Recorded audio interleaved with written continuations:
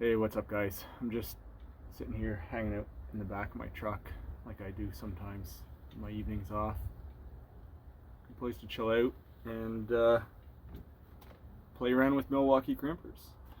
What we got here today, we got this guy. We've seen it in many videos. I did a full review of it probably at least a year ago now.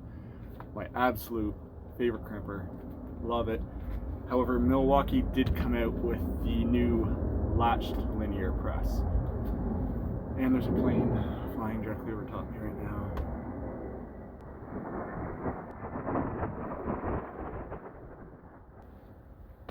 Now, where was I? Alright, so, as I was saying, wouldn't trade this guy for the world.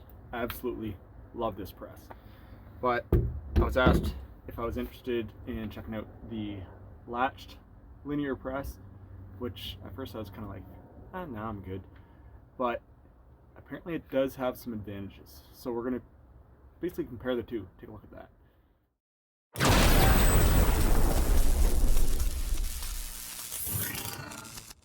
As I've used this guy over the years, the only two things I noticed: the lobster claw style jaw, as it crimps, it's starting at the base and then finishing at the top.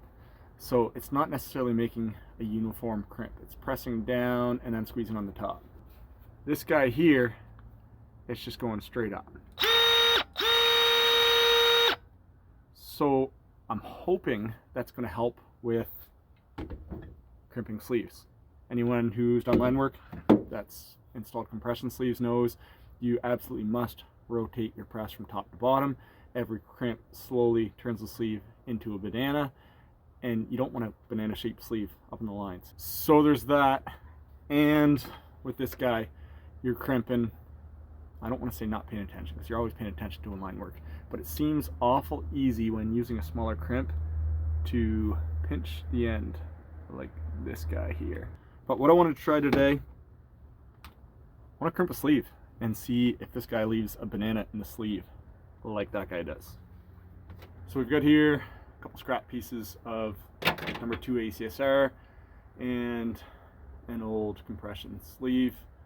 A lot of guys ask why I don't put the Penetrox or Antiox compound in my connections, and that is because all of our crimpers and sleeves all come preloaded inside the sleeves and the crimps with that anti-oxidizing compound. You can kind of see it in there.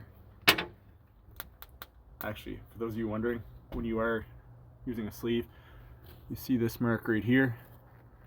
Before you finish that guy off, if you want to mark it, it should go right into there. You mark it with your hand. That way when it's inside the sleeve, you know it's all the way in. It gets pretty stiff once you get that far in. So you do want to mark your sleeve. Don't let your hand slide down as you're pushing it in. There, we lost my mark. And we got another plane going overhead. We're going to need CSA 22 dies for that. So these dies, which are 100 years old, will fit both the latched and linear crimper. Pop those guys in there. And we're just going to start crimping.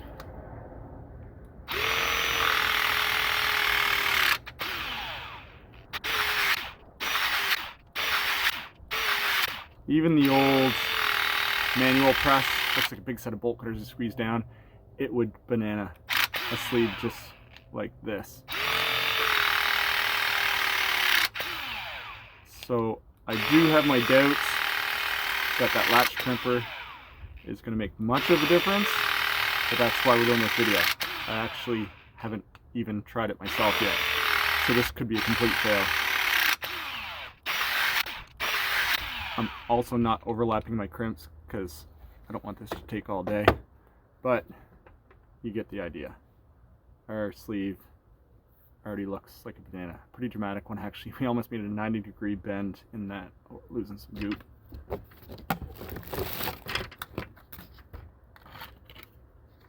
That's a jacket from 500 MCM underground, which we will show in another video.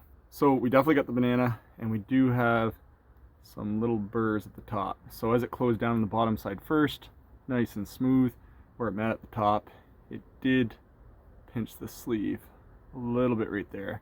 So if you were using a 2-part sleeve or doing an underground splice, you would have to file every one of those guys off. You don't want any sharp edges in your sleeve. So let's pop those dies out. I guess I'm gonna get this guy dirty. So easy to use, pops open. Even a one-handed action when you're crimping. We used to have something like this, and with one hand you can kind of pop in the line and lock it in place. The first style, we found it hard to get crimps that were really tight in the triplex, real tight spots.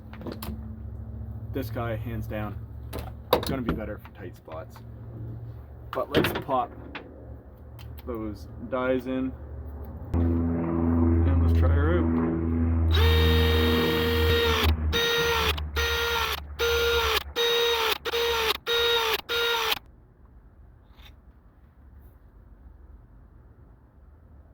Alright, so not gonna lie, but totally forgot to put the wire in on this side.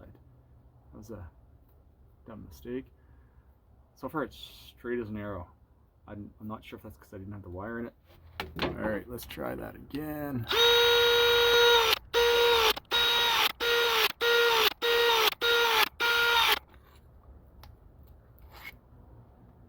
Very impressed. Let's try this guy without the wire in, see if that makes any difference at all. Alright, so 2 things I notice here. When the wire's not in the sleeve, it doesn't bend in nearly as much. You can see this guy with the latch crimper, it did bow just a little bit. So this would be equal comparison here. That's pretty dramatic difference. Also, where the wire is inside, as I mentioned, those burrs on the latched crimper with the wire inside, she's smooth as silk, not a burr on that. So that actually went way better than I was expecting. After that little demonstration, it appears as if this guy is hands down a better crimper, although I still wouldn't trade this guy in. If I had to choose one or the other and could only have one, it would be this guy, the linear 60 linear crimper. That's just because it's a lot more versatile, where you can change the head with that little toggle that's flipped up sideways. That's not supposed to be, but you can put the cutting head on it. There's multiple different heads where you have the O and D3 die. It can cut guy steel, you can cut 477 ACSR. That guy, as you can tell by how beat up it is, it's well used. I use this thing pretty well every day. But if you're talking doing sleeves, doing underground, pressing stuff that the quality of the press really matters, then the latched crimper is the way to go. So if you're on an underground crew, sleeving out some smaller high voltage underground wire, that guy is going to be way better. Even for terminations for the stinger, you're not going to have those sharp edges. If you're doing 2-part sleeves, hands down, that latch crimper is better. So it definitely has its place in the industry. So I'll definitely drop a link in the description for those of you that want more information on it, and we'll see you all soon.